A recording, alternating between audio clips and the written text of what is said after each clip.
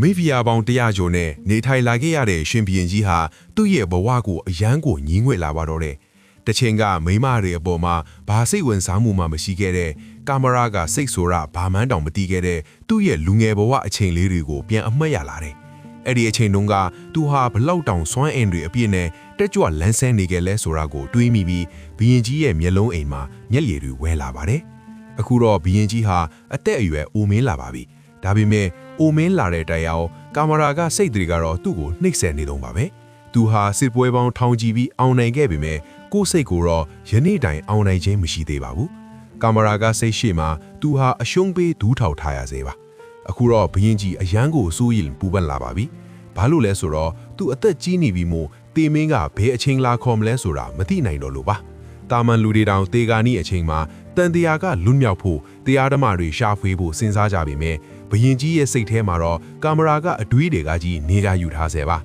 သူမှာအယမ်းလာပတဲ့မိဖုရားပေါင်း100ကျော်ရှိပြီးမိဖုရားတိုင်းနဲ့သားသမီးတွေအများကြီးရခဲ့ပြီးပါပြီဒီလောက်ကာမဂုဏ်တွေကိုခံစားခဲ့ပြီးတာတော့ဘာဖြစ်လို့များသူ့စိတ်ကမယောင်ရဲနိုင်သေးတာလဲဘာဖြစ်လို့များဒီမတန်ရှင်းတဲ့အတွေးတွေကသူ့စိတ်ထဲမှာဝင်ရောက်နေရဆဲလဲဆိုပြီးဘရင်ကြီးအကြီးအကျယ်စဉ်းစားကန်းဝင်နေပါတယ်ငါဒီလောက်ကာမဂုဏ်တွေခံစားခဲ့ပြီးပြီသေတဲ့ဖာကြရင်လည်းဒီကင်မရာကစိတ်ကြီးကိုတပါးတည်းတဲသွားရတော့မှလားလို့ဘရင်ကြီးတွေးမိတယ်ဘရင်ကြီးဟာဝိညာဉ်နဲ့တန်တရားကိုယုံကြည်သူဖြစ်ပါတယ်ဒါကြောင့်အခုအချိန်မှာငါရဲ့ကင်မရာကစိတ်ကိုအမြင့်မပြတ်နိုင်ဘူးဆိုရင်သေသွားတဲ့အခါငါဝိညာဉ်ဟာလည်းတန်တရားထဲမှာဒီအတိုင်းပဲလဲပက်နေတော့မှာပဲတန်တရားကလူမြောက်ခြင်းရင်ဒီကင်မရာကစိတ်ကိုအခုဘဝမှာတင်အပြတ်ဖြတ်ထားခဲ့မှဖြစ်မယ်လို့ဆုံးဖြတ်လိုက်ပါတယ်ဒါကြောင့်ဘရင်ကြီးဟာ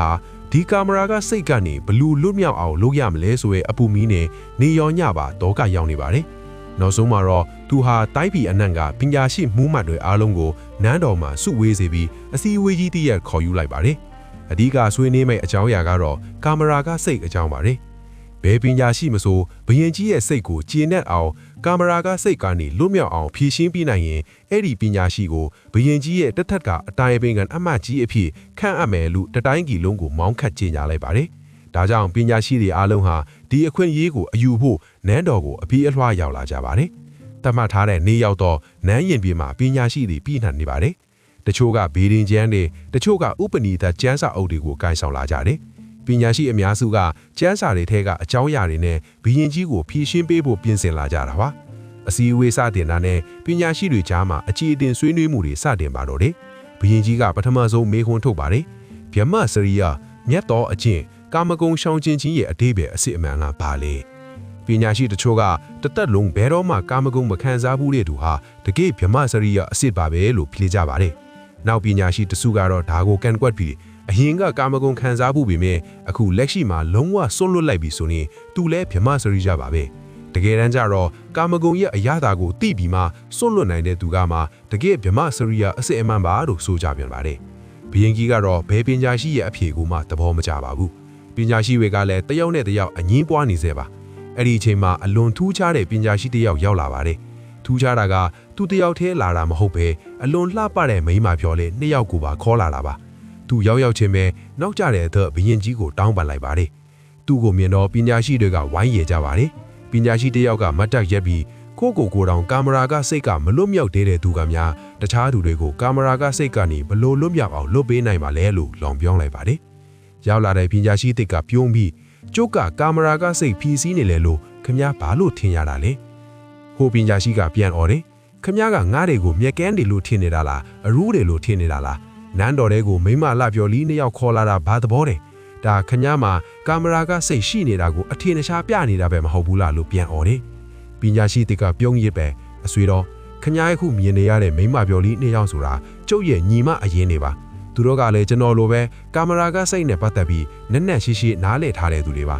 ပြီးတော့ဘရင်ကြီးဘက်ကိုလွယ်ပြီးအရှင်မကြီးတကယ်ဗြဟ္မစရိယအစစ်အမှန်ဆိုတာယောက်ျားနဲ့မိန်းမဆိုတဲ့ခွဲခြားမြင်မှုပျောက်ခွဲသွားတဲ့သူကိုခေါ်ပါတယ်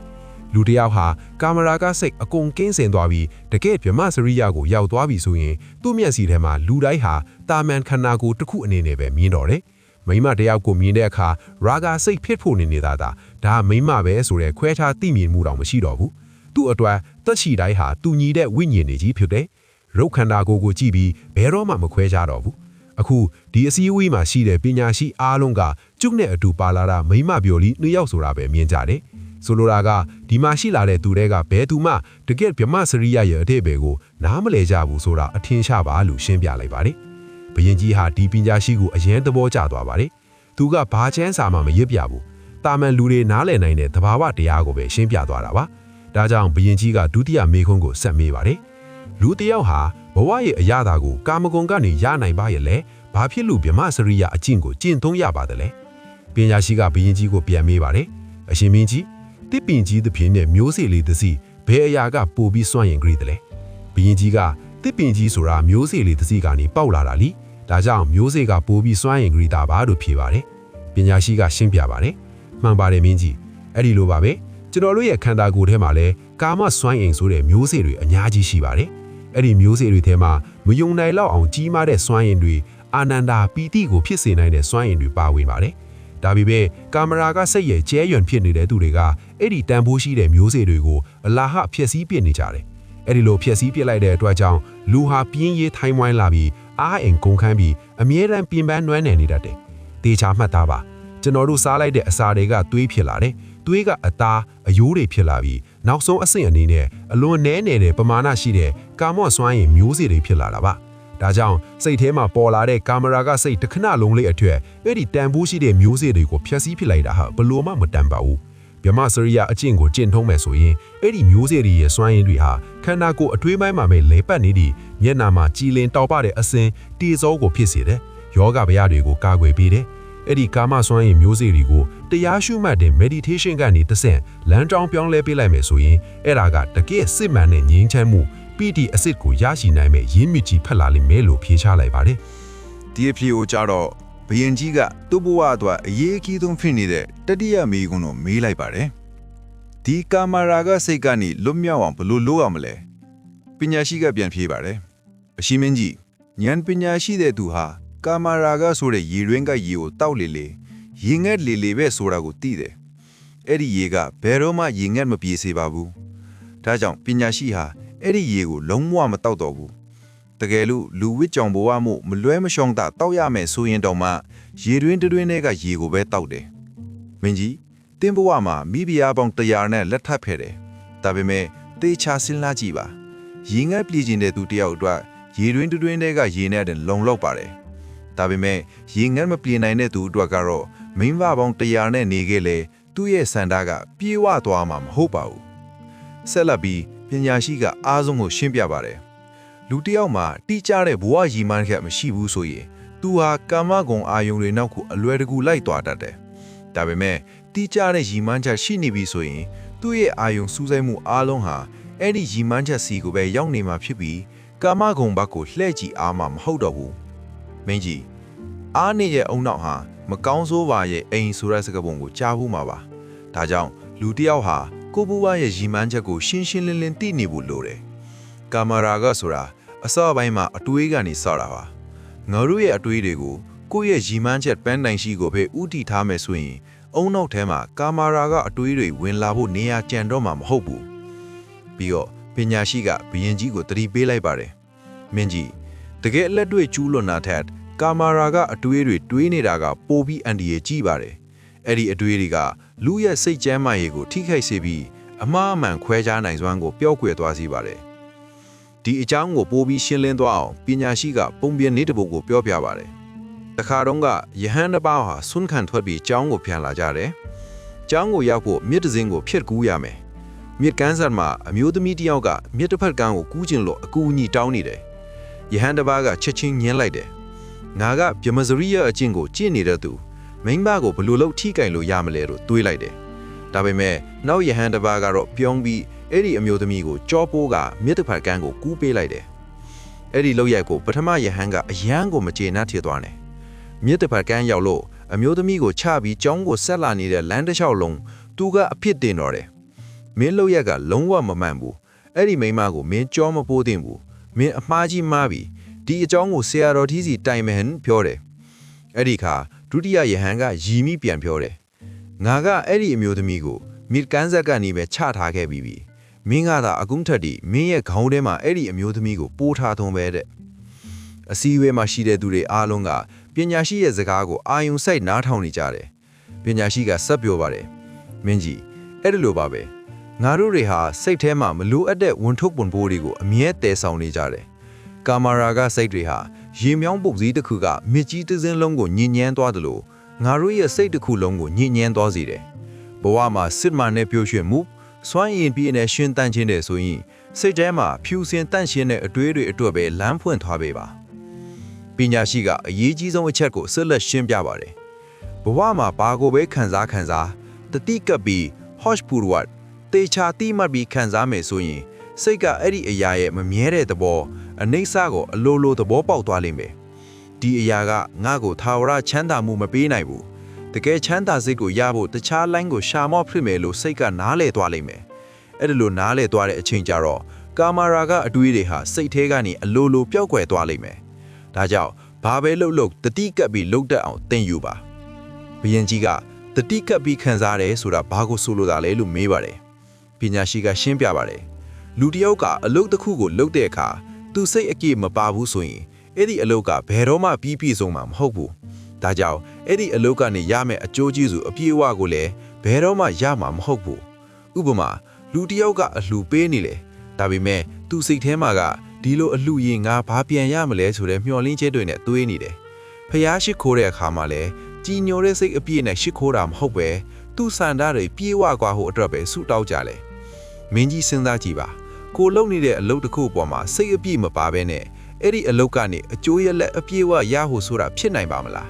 းလုံးဝမဖြစ်နိုင်ပါဘူးဒါကြောင့်မင်းကြီးဘဝမှာဖြစ်ပျက်နေသမျှအရာအလုံးကိုသူ့တဘာဝအတိုင်းဖြစ်ခွင့်ပေးလိုက်ပါအဲ့ဒါကပဲနောက်ဆုံးမှာမင်းကြီးကိုတစ္ဆာတရားစီကိုခေါ်သွားလိမ့်မယ်ဒါပေမဲ့ဘာဖြစ်နေအဲ့ဒီဖြစ်နေတဲ့အရာကိုမင်းကြီးရဲ့စိတ်အပြည့်တတိအပြည့်ကိုထားရှိပါတတိကတ်ထားမယ်ဆိုရင်အာယုံစူးစိုက်မှုတမာတိရလာလိမ့်မယ်တမာတိရလာမယ်ဆိုရင်အဲ့ဒီအလုတ်ကတတိကပ်ပြီးလှုပ်တဲ့အလုတ်ဖြစ်သွားလိမ့်မယ်နိုးကြနေတဲ့သူလှုပ်တဲ့အလုတ်မှာနောင်တတွေအားဆိုတာဘယ်တော့မှမရှိဘူးလူတွေနောင်တတွေအားဆိုတာတတိလွတ်ပြီးအိမ်မက်မက်နေတယ်လို့လုံမိလိုက်တဲ့အလုတ်တွေကြောင့်ပဲအခုလေလူတွေကတတိမရှိဘဲနဲ့ငါကာမာရာကစိတ်ကနေလွတ်မြောက်ရမယ်လို့ဆုံးဖြတ်ချက်တွေချနေကြတယ်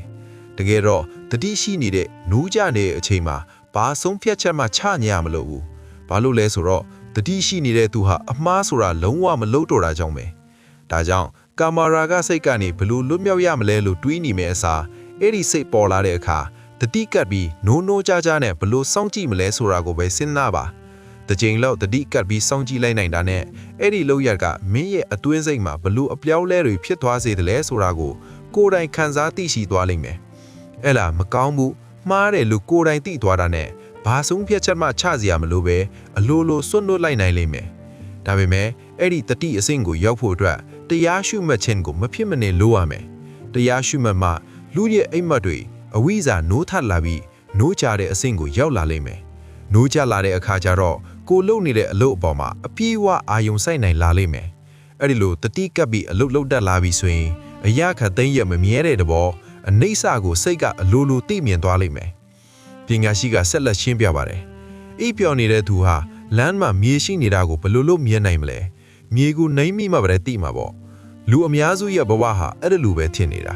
လမ်းလျှောက်နေတဲ့တောင်မှစိတ်ကအနာဂတ်အစီအစဉ်တွေအတွေးတွေထဲမှာရောက်နေတယ်ခြေလမ်းလန်းနေတာကိုတော့တတိမထားကြဘူးဒါတွေဟာအိပ်ပျော်နေတဲ့သူတွေရဲ့လက္ခဏာတွေပဲလူတစ်ယောက်ဟာကိုဘလောက်အိပ်မောကျနေခဲ့တယ်လဲတတိလွတ်နေခဲ့တယ်လဲဆိုတာကိုသဘောပေါက်သွားတဲ့အချိန်ဟာ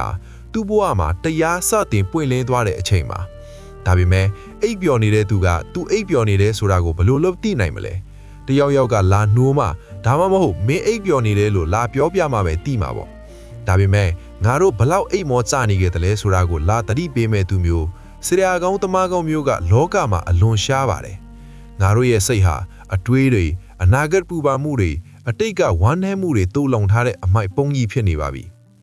ဘုရင်ကြီးဟာဒီပညာရှိရဲ့ရှင်းလင်းပြတ်တဲ့အဖြေတွေကိုအလွန်သဘောကျနှထောင်းအားဖြတ်သွားပါတယ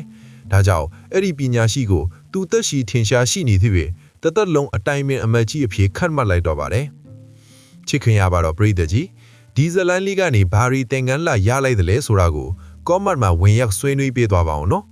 ်ဒီဗီဒီယိုလေးကိုသဘောကျတယ်ဆိုရင်ကျွန်တော်တို့ရဲ့ channel လေးကို subscribe လုပ်ပြီး notification ခေါင်းလောင်းလေးကိုနှိပ်ထားဖို့မမေ့ပါနဲ့နောက်ထပ်လည်းဘဝအတွက်အကျိုးရှိစေမယ့်ဇလန်းကောင်းတွေနဲ့ပြန်လည်ဆုံတွေ့ကြပါမယ် အားလုံးပဲကိုယ်စိတ်နှစ်ပါးချမ်းသာကြပါစေ